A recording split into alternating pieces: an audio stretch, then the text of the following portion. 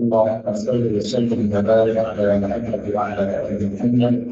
اللهم انفعنا بما علمتنا وعلمنا وانفعنا وزدنا علما وبارك لنا في علمنا وارزقنا الاخلاص في القول والعمل كاملا وعلما نافعا لا ينسى وتوفيقا دائما وصحة ويقينا.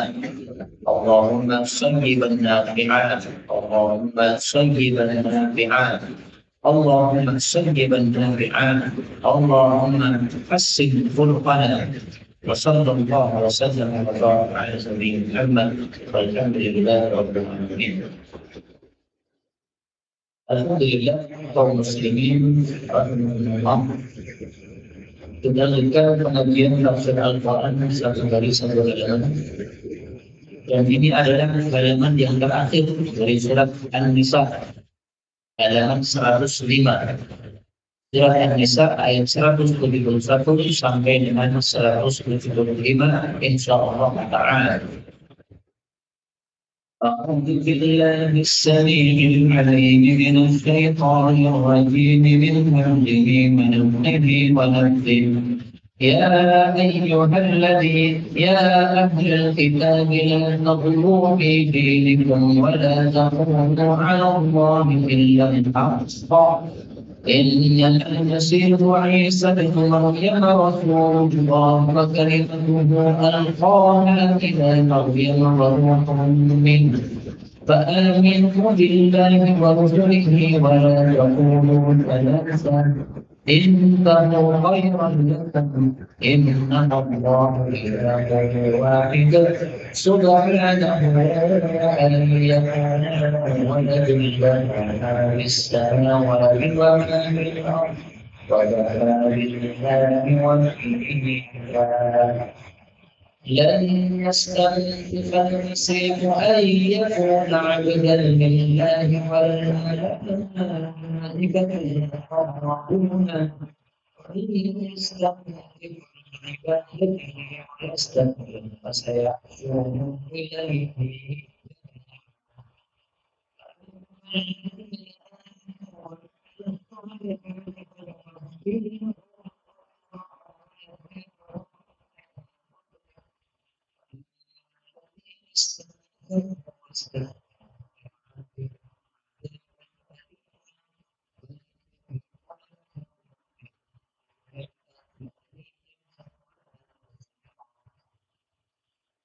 Ya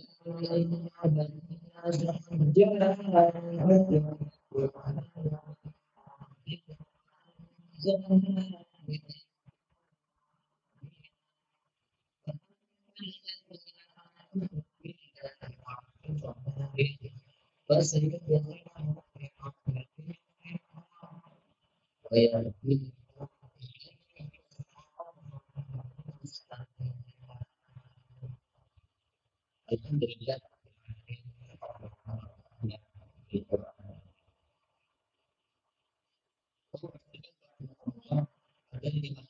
Kita baca ini ada beberapa bacaan yang bisa dibaca dengan dua bacaan. Yang pertama pada ayat 172.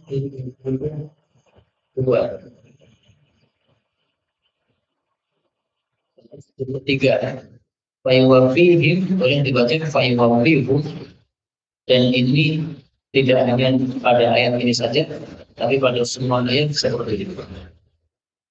Kemudian ayat 174 dalam ketemu sin, ini boleh diubah qad jaa. Jadi dalam ini menjadi musim qad jaa. Kemudian ayat berikutnya ayat 175 wa yadrihim sama dengan tadi wa yadrihum. Ini semuanya adalah qiraah mutawatirah yang sumbernya dari Sayyidina Rasulullah sallallahu alaihi wasallam.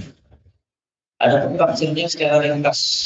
Allah mengatakan pada surah An-Nisa ayat 171, dan ini ayatnya panjang. Ya ahli kitab, wahai ahli kitab, Yahudi Nasrani, ya terlalu janganlah melampaui batas fi dinikum dalam hal agama kalian. Wa la taqulu, dan jangan mengatakan 'ala Allahi atas nama Allah illa al-haqqa, kecuali kebenaran. Innama sesungguhnya adalah Al-Masih Isa Ibnu Maryam, putranya Maryam adalah Rasulullah, utusan Allah, bukan Tuhan. Wa kalimatuhu, dan kalimatnya Allah. Al-Qaha, yang Allah melemparkannya ila Maryam, kepada Maryam. Wa ruhun, dan satu ruh minhu, dari Allah Subhanahu wa ta'ala. Fa'aminu, maka imanlah kalian billah, kepada Allah, wa rusulih, dan rasul-rasulnya, yang jumlahnya 315 rasul. Walau taqulu, dan janganlah kalian mengatakan salah tiga, yaitu tiga Tuhan. Intahu, berhentilah, khairan lakum, lebih baik bagi kalian daripada tidak berhenti dari kesyirikan tadi. Inna Allah, sesungguhnya keadaan Allah, ilahun wahidun, sesembahan yang satu. Subhanahu, maha suci Allah, ayyakuna lahu waladun, bahwasanya dia memiliki anak. Kenapa? Karena lahu ma fis samawat, hanya milik Allah apa saja yang ada di langit-langit, wa ma fil ardi, dan apa saja yang di bumi, maka Allah tak butuh kepada anak. Wa kafa, dan cukuplah billahi Allah wakila, sebagai pengurus. Muslimin rahimahumullah, ayat ini ringkasnya mengingkari keyakinan orang-orang Yahudi maupun juga keyakinan orang-orang Nasrani tentang Nabi Isa alaihi salatu wassalam. Yahudi melecehkan Nabi Isa, mengatakan Isa adalah anak zina. Sementara Nasrani melebihkan Nabi Isa sampai di atas derajat yang semestinya, yaitu dianggap sebagai anak Tuhan, atau sebagai Tuhan, atau sebagai serikatnya Tuhan. Nah, maka dua perkataan ini semuanya batil, diingkari oleh Allah Subhanahu wa ta'ala dalam ayat ini. Maka tentang Nabi Isa itu ada tiga sikap. Ada sikap ifrat, ada sikap tafrid, ada sikap wasat. Ifrat itu berlebihan ke atas, yaitu sikapnya Nasrani kepada Nabi Isa, mengatakan dia anak Tuhan. Tafrid itu berlebihan ke bawah, yaitu mengatakan Nabi Isa sebagai anak Tuhan, anak zina, yang perkataan Yahudi. Wasat itu tengah-tengah. Ini perkataan umat Islam yang mengatakan Nabi Isa adalah Rasulullah wa kalimatuhu alqaha ila Maryam wa ruhum minhu. Maka siapa yang mengucapkan seperti perkataan umat Islam, dia dijamin masuk ke dalam surga. Sebagaimana sabda Nabi sallallahu alaihi wasallam, beliau mengatakan, "Man syahida an la ilaha illallah wa la syarika lah."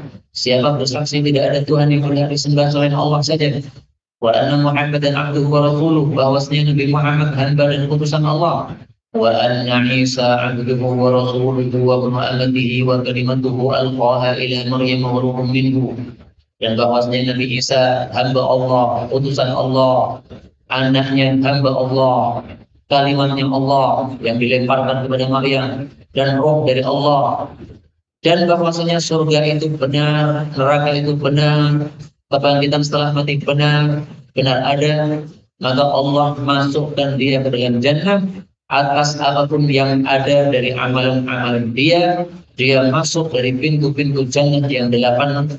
Dia yang dia mana yang dia kehendaki. Ini hadis muttafaqun alaih. Maka kita berharap kepada Allah, mudah-mudahan kita dengan iman kita terhadap hal ini masuk ke dalam jannah tanpa hisab, tanpa adab. Amin ya rabbal alamin. Kemudian kita ambil beberapa faedah. Faedah yang pertama, ya ahli kitab, wahai ahli kitab. Ini menunjukkan bahwa Islam mengajarkan kita dakwah kepada orang-orang non-muslim. Jadi dakwah itu tidak hanya terbatas di masjid kepada orang-orang muslim saja, seperti yang saya lakukan ini, tidak.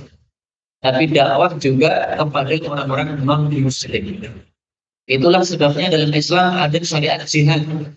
Kenapa? Jihad ini tujuannya menyelamatkan orang-orang kafir supaya masuk dalam surga. Maka jihad ini bukan ingin membunuh, bukan.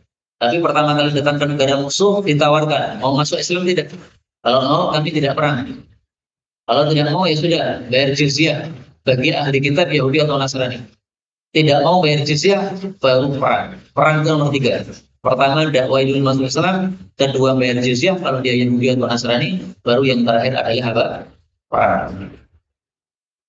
Karena itu kita beristighfar kepada Allah, karena tampaknya kita kurang banyak di dalam berdakwah kepada orang-orang kafir, sehingga mereka banyak yang tidak kenal terhadap agama Islam.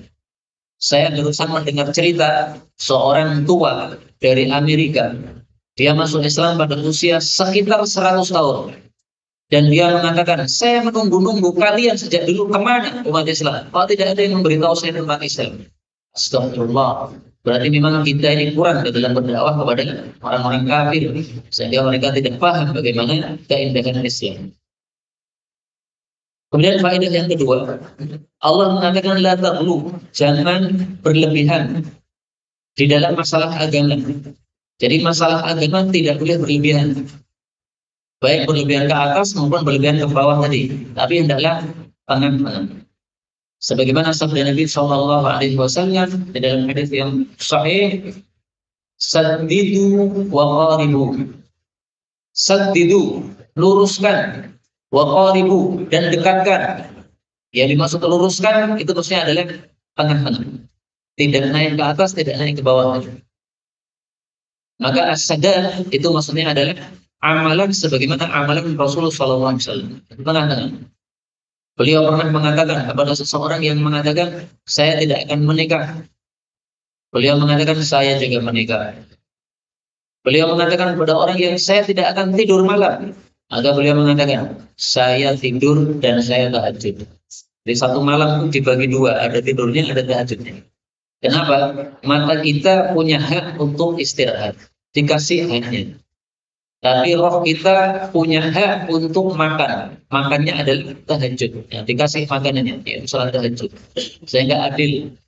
Itulah yang dimaksud saddidu. Ya. Jadi amalannya lurus, tengah-tengah, tidak ke atas, tidak ke bawah, tapi tengah-tengah sebagaimana diajarkan oleh baginda Rasulullah Shallallahu Alaihi Wasallam. Orang-orang kafir Nasrani, mereka memang banyak melakukan hulu, melampaui batas. Tidak hanya terhadap Nabi Isa, bahkan juga terhadap pastor-pastor mereka. Sebagaimana disebutkan oleh Allah dalam ayat yang lain, ittakhadhu ahbarahum wa ruhbanahum arbaban min dunillah. Mereka menjadikan rahib-rahib mereka apa? Akbar, ulama-ulama mereka dan rahib-rahib mereka, rahib ahli ibadah, sebagai Tuhan-Tuhan dari selain Allah. Dan mereka juga menjadikan Nabi Isa Al-Masih sebagai apa? Tuhan-Tuhan selain Allah Subhanahu wa taala. Ini surat At-Taubah ayat 31. Nah, ini hulunya orang-orang Nasrani terhadap Nabi Isa, bahkan juga terhadap pastor-pastor mereka. Allah mengatakan wala taqulu 'ala Allah illal haq. Jangan ngomong tentang Allah kecuali kebenaran. Apa contohnya omongan yang batil tentang Allah? Contohnya, wa qalu ittakhadha ar-rahman walada. Mereka mengatakan bahwasanya Allah itu mengambil seorang anak. Maka Allah bantah, laqad ji'tum syai'an iddan. Kalian telah datang dengan sesuatu yang sangat mungkar. Demikian juga Allah mengatakan, wa qalu ittakhadha ar-rahman walada. Mereka mengatakan Allah mengambil anak. Subhanahu bal ibadun mukramun. Suci Allah, bahkan yang dikatakan sebagai anak-anak Allah, yaitu para malaikat, itu adalah gambaran bahwa Allah yang dimuliakan. Itu contoh mengucapkan atas Allah sesuatu yang tidak benar. Demikian juga mengucapkan tentang Nabi Isa sesuatu yang tidak benar. Maka Allah mengatakan di sini, Nabi Isa itu hanyalah utusan Allah, kalimatnya Allah, dan rohnya Allah. Nah, ini 3 sifat disebutkan oleh Allah. Utusan, kalimat, roh. Adapun orang-orang Nasrani, mereka terpecah jadi 3 kelompok. Kelompok besar. Adapun kelompoknya sangat banyak, tapi 3 kelompok besar. Yang satu mengatakan Nabi Isa itu adalah anak Tuhan. Yang satu mengatakan Nabi Isa adalah Tuhan itu sendiri. Yang satu mengatakan Nabi Isa adalah serikatnya Tuhan. Maka Tuhan ada 3. Allah, Nabi Isa, Ruhul Kudus. Nah, berserikat semuanya menjadi Tuhan.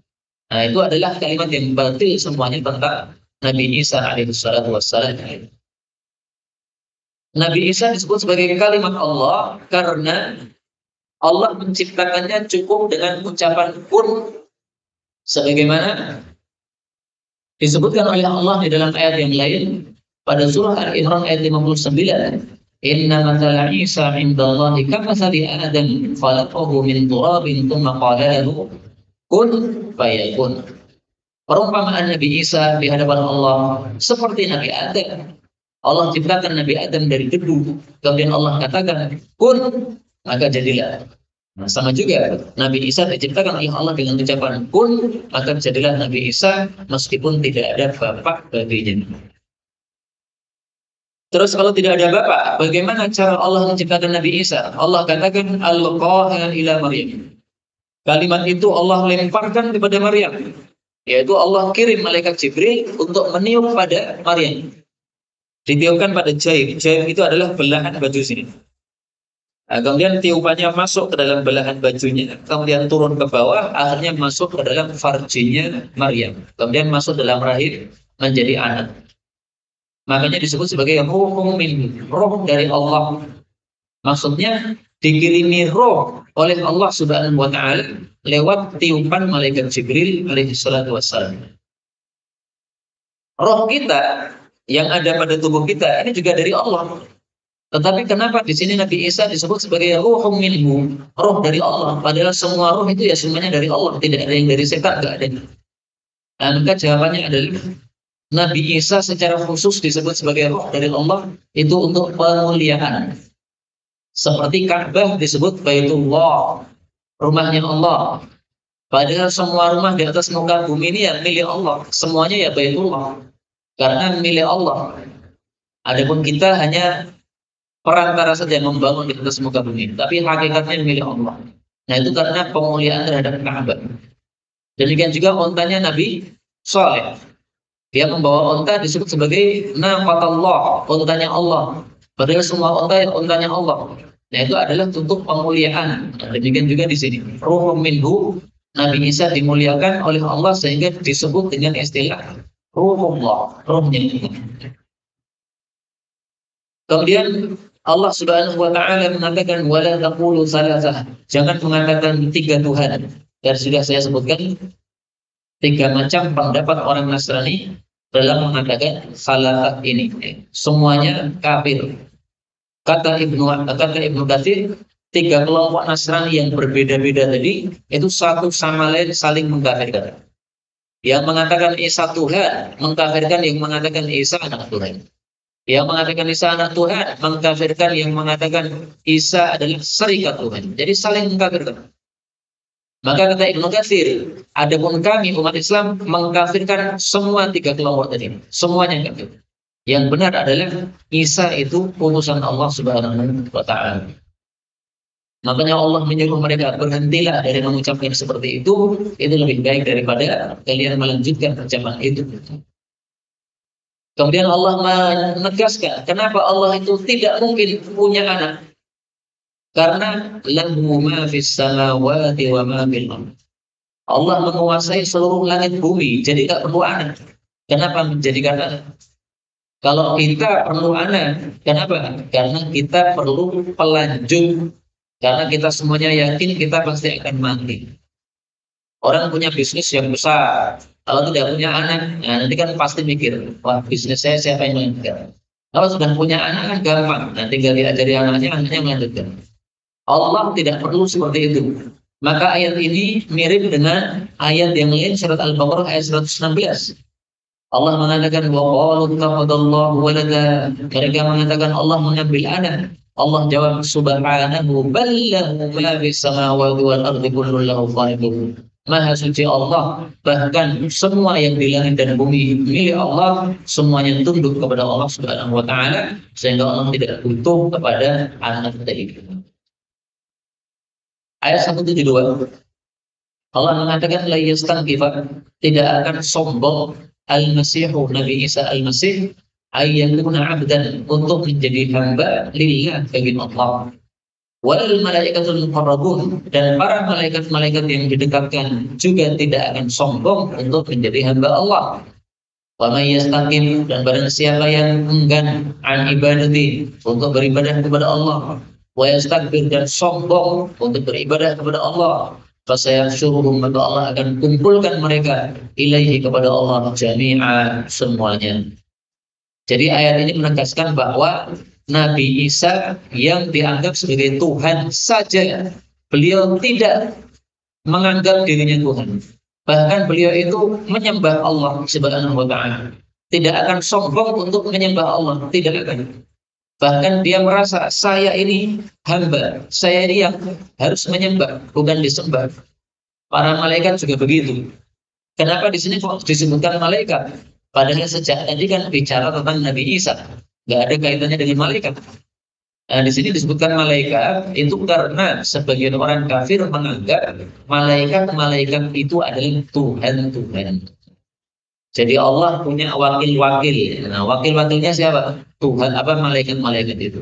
Sehingga menyembah kepada malaikat sebagai perantara menyembah kepada Allah Subhanahu wa taala. Ada yang menyembah malaikat. Makanya Allah katakan di sini, para malaikat semuanya juga tidak ada yang sombong untuk menyembah Allah.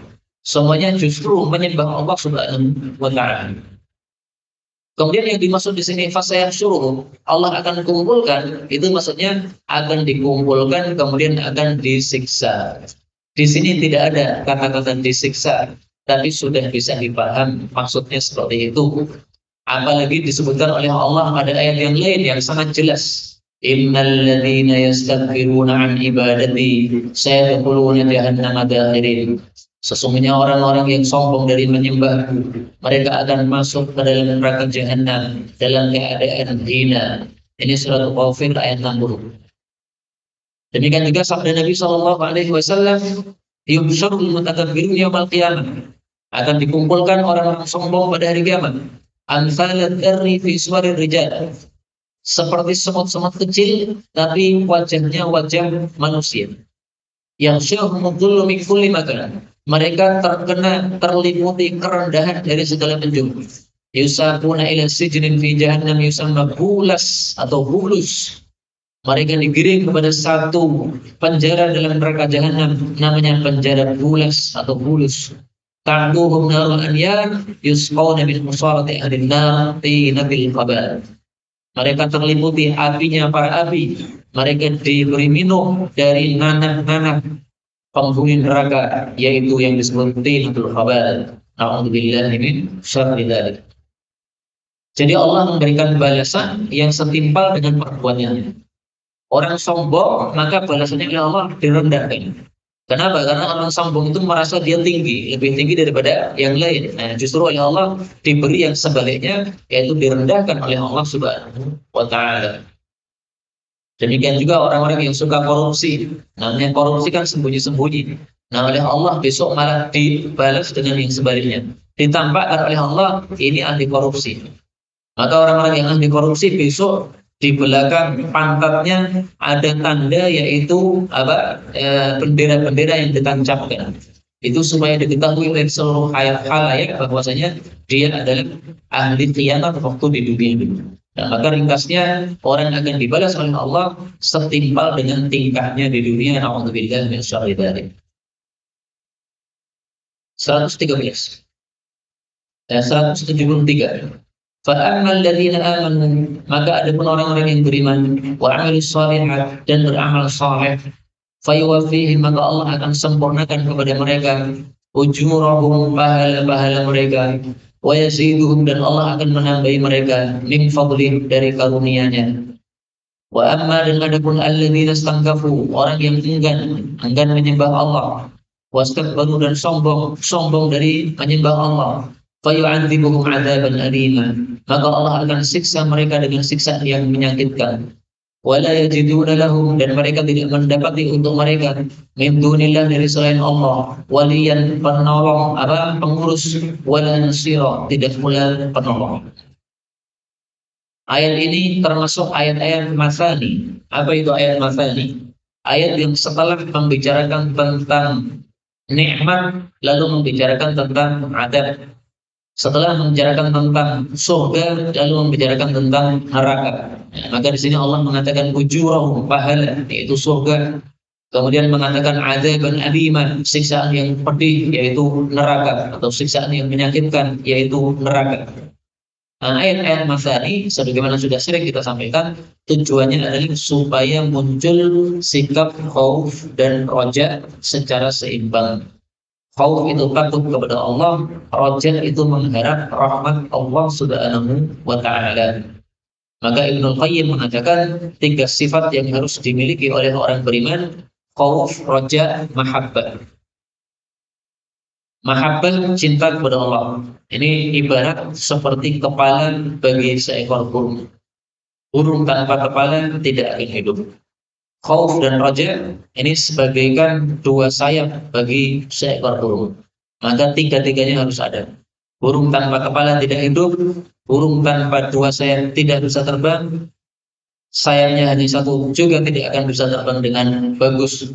Makanya 3-tiganya kata Ibnu Qayyim harus dimiliki oleh seorang muslim. Mudah-mudahan semua kita oleh Allah Subhanahu wa Ta'ala diberi bagian yang sempurna dari 3 sifat tersebut. Amin ya rabbal alamin. Kemudian kita ambil beberapa faedah. Faedah yang pertama, yang dimaksud iman itu adalah membenarkan apa yang diberitakan oleh Allah Subhanahu wa Ta'ala. Yang dimaksud amal soleh itu adalah mentaati apa yang diatur oleh Allah Subhanahu wa Ta'ala. Maka kewajiban kita di dunia berarti hanya 2, iman, amal soleh, nggak ada yang lain. Quran yang 30 juz isinya juga cuma 2. Ada kalanya berita, ada kalanya aturan. Yang berita wajib kita percayai, itulah iman. Yang aturan wajib kita taati, itulah amilus sholihat. Sudah selesai. Kewajiban hanya 2, ringkas sekali. Maka di sini Allah mengatakan yang menunaikan kewajiban yaitu iman dan amal soleh, maka Allah sempurnakan pahala mereka. Bahkan Allah tambahi karunia Allah Subhanahu wa Ta'ala. Jadi pahalanya diberikan sempurna, kemudian Allah akan tambahi karunia. Dalam hadis yang sahih, Allah Subhanahu wa Ta'ala bertanya kepada ahli surga setelah mereka masuk surga, ala azidukum turiduna syai'an azidukum, maukah kalian saya kasih sesuatu yang saya tambahkan untuk kalian? Maka ahli jannah ini bingung, Pak. Bukankah engkau sudah memutihkan wajah-wajah kami? Bukankah engkau sudah masukkan ke dalam jannah? Bukankah engkau sudah selamatkan dari neraka? Terus apa lagi yang lebih utama daripada yang engkau berikan ini? Maka yukshaful hijab, disingkatlah hijab yang menutupi Allah. Famantu syai', bukan menutupi Allah ya, tapi menutupi kita dari Allah. Allahnya enggak tertutup, tapi kitanya yang tertutup dari Allah. Famantu syai'an ahabba ilaihim minan nazar ila rabbihim, maka tidaklah mereka diberi kenikmatan yang lebih mereka sukai daripada kenikmatan melihat kepada Allah Subhanahu wa Ta'ala. Ini hadis riwayat Muslim.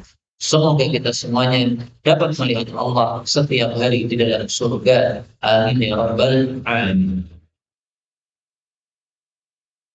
Faedah berikutnya, ayat ini menunjukkan bahwasanya sombong itu adalah dosa besar. Maka di sini Allah mengatakan ada pun orang yang enggan dan sombong. Apa maksudnya enggan dan sombong? Enggan untuk mentaati Allah atau menyembah Allah. Karena iman dan amal soleh tadi itu ringkasnya menyembah Allah atau mentaati Allah. Berarti enggan dan sombong sama juga ya. Enggan dan sombong dari menyembah atau mentaati Allah Subhanahu wa Ta'ala. Maka akan disiksa oleh Allah dengan adzaban aliman, neraka. Apakah bisa keluar dari neraka? Allah mengatakan wala yajiduna lahum min dunillahi waliyyan wala nasira. Artinya mereka tidak akan bisa keluar dari neraka sama sekali, kekal dalam neraka.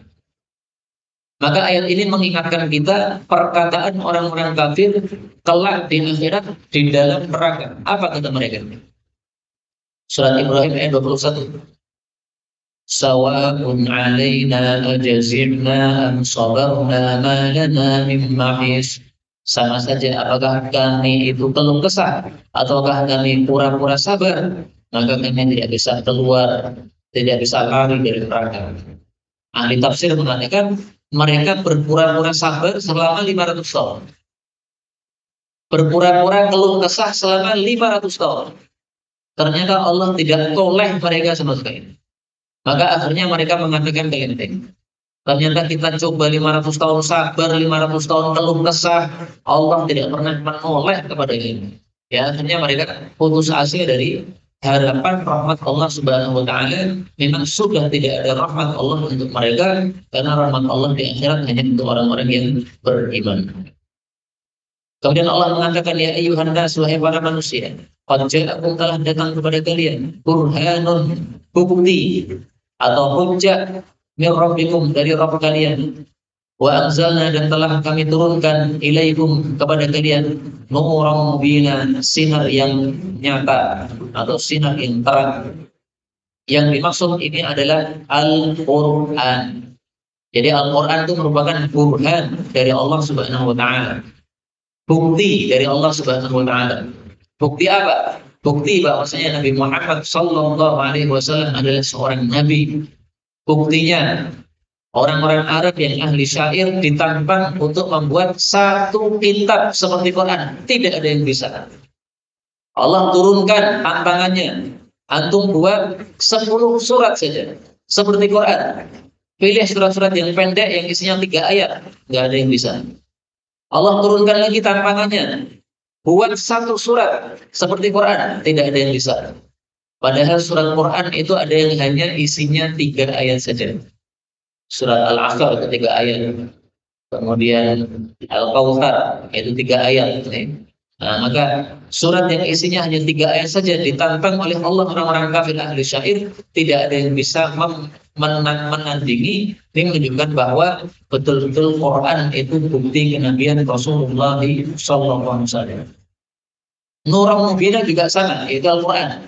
Maka Al-Quran itu nama lainnya adalah apa? Nur, sinar. Kenapa Quran disebut sinar? Karena sinar itu bersifat menerangi kegelapan. Nah, kesesatan itu sama dengan kegelapan. Quran ini membawa hidayah sehingga dia seperti sinar yang menghilangkan kesesatan-kesesatan yang ada sebelumnya. Maka di dalam ayat yang lain Allah mengatakan, fa'aminu billahi wa rasulihi wan nuril ladzi anzalna. Imanlah kepada Allah, kepada Rasulullah, dan kepada sinar yang kami turunkan. Nah, ini maksudnya jelas sekali adalah Al-Quran. Karena Allah mengutus Nabi Muhammad membawa Al-Quran. Jadi Quran itu namanya banyak ya. Quran itu nama Al-Quran. Nuran mubina itu nama lain dari Al-Quran. Al-Dzikr itu nama lain dari Al-Quran. Nah, makanya para ulama mengatakan sesuatu yang dimuliakan itu biasanya dikasih nama yang sangat banyak, termasuk Al-Quran. Terakhir ayat 175 Allah mengatakan, fa'ammal ladzina amanu billah, adapun orang-orang yang beriman kepada Allah, wa'tasamu bihi, dan berpegang teguh kepadanya, fasayudkhiluhum, maka Allah akan masukkan mereka fi rahmatin minhu, di dalam rahmat dari Allah, wa fadl, dan dalam karunia Allah, wa yahdihum, dan Allah akan tunjukin mereka ilaihi, kepada Allah, siratan mustaqiman, ke jalan yang lurus. Yang dimaksud i'tasamu bihi, berpegang teguh padanya, ini ada 2 tafsiran. Ada yang mengatakan padanya ini maksudnya kepada Allah. Maka yang dimaksud berpegang teguh kepada Allah itu maksudnya tawakal kepada Allah Subhanahu wa taala. Tawakal itu gimana sih? Menyerahkan urusan kita semuanya kepada Allah. Tawakal. Seorang petani menanamkan biji pada tanah. Setelah itu dia pasrah sama Allah, serahkan sama Allah. Ini nanti tumbuh atau tidak terserah Allah. Itu namanya tawakal. Dia tidak meyakini ini pasti tumbuh, pasti hasilnya banyak, enggak. Makanya dia mengangkat tangan doa kepada Allah, ya Allah, berkahilah tanaman saya ini. Itu tawakal. Tafsir yang kedua, wa'tasamu bihi, mereka berpegang teguh padanya, maksudnya pada Al-Quran. Jadi bihi ini ada yang mengartikan kepada Allah karena sebelumnya ada kata-kata amanu billah. Ada yang mengatakan bihi ini maksudnya kepada Al-Qur'an karena sebelumnya ada kata-kata nurun bina. Kalau diartikan wa'tasamu bihi berpegang teguh pada Al-Qur'an itu karena pada ayat yang lain Allah Subhanahu wa taala menyuruh kita untuk berpegang teguh pada Quran. Allah mengatakan wa'tasimu bihablillahi jami'an, pegang teguhilah talinya Allah secara bersama-sama. Nah, talinya Allah ini apa ini? Disebutkan oleh Nabi dalam hadits yang sahih, itu maksudnya adalah Al-Quran. Nah, maka di sini para ulama yang mengartikan wa'tasamu bihi berpegang teguh dengan Quran itu menafsirkan ayat ini dengan ayat yang lain, menafsirkan Al-Quran dengan Al-Quran, menafsirkan ayat dengan ayat. Tapi semuanya benar, karena orang beriman itu selain tawakal kepada Allah, dia juga berpegang teguh kepada Al-Quran, tidak menyelisih Al-Quran secara sengaja. Nah, maka orang-orang yang seperti itu dijamin oleh Allah dimasukkan di dalam rahmat-Nya, dalam karunia-Nya, dan akan diberi petunjuk kepada Allah, kepada jalan yang lurus. Jalan yang lurus ini maksudnya adalah jalan yang Allah atau agama Islam, sebagaimana disebutkan pada surah Asy-Syura ayat 52. Wa innaka latahdi ila siratin mustaqim. Engkau menunjuki kepada jalan yang lurus. Apa itu? Siratillah, jalan Allah Subhanahu wa taala, yaitu agama Islam. Demikian juga Allah mengatakan siratal ladzina an'amta 'alaihim. Siratal mustaqim adalah jalannya para orang yang Allah beri nikmat, yaitu para nabi, para syuhada, para siddiqin, para sholihin. Sebagaimana disebutkan dalam surat An-Nisa pada ayat-ayat yang sudah kita pelajari. Inilah yang kita pelajari pada pertemuan kali ini, benarnya dari Allah Ta'ala. Kalau ada salahnya, wa astaghfirullahal azim li wa lakum walhamdulillahi rabbil alamin.